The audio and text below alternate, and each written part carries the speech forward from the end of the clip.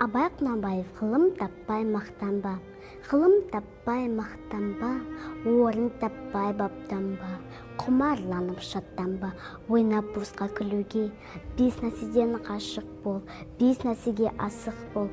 Адам болам десеңіз, тілеуің өмірің алдында, оған қайғы жесеңіз. Өсек, өтірік, мақтаншақ, еріншек, бекер машпақ, бе-дұшпанды білсеңіз, талап, еңбек терең ой, қанағат рақым ойлап қой, бес асы ішкөнсеңіз. Жамандық көсең нәфретлі, суытып көңіл тысаңыз, жақсы көсе ғибратлы, оны ойға жисаңыз.